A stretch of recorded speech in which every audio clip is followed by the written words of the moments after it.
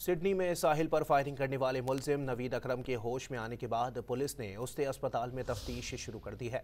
ऑस्ट्रेलियाई मीडिया ने तस्दीक की है कि नवीद अकरम अब कोमा से निकलकर होश में आ गया है, जिसके बाद पुलिस मुलजिम से तफ्तीश कर रही है।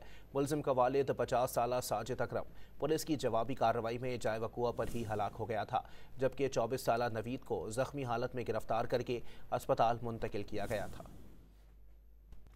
सिडनी में साहिल पर फायरिंग करने वाले मुलजिम नवीद अकरम के होश में आने के बाद पुलिस ने उससे अस्पताल में तफ्तीश शुरू कर दी है। ऑस्ट्रेलियाई मीडिया ने तस्दीक की है कि नवीद अकरम अब कोमा से निकलकर होश में आ गया है, जिसके बाद पुलिस मुलजिम से तफ्तीश कर रही है। मुलजिम का वालिद 50 साला साजिद अकरम पुलिस की जवाबी कार्रवाई में जाए वकुआ पर ही हलाक हो गया था, जबकि 24 साला नवीद को जख्मी हालत में गिरफ्तार करके अस्पताल मुंतकिल किया गया था। सिडनी में साहिल पर फायरिंग करने वाले मुलजिम नवीद अकरम के होश में आने के बाद पुलिस ने उससे अस्पताल में तफ्तीश शुरू कर दी है।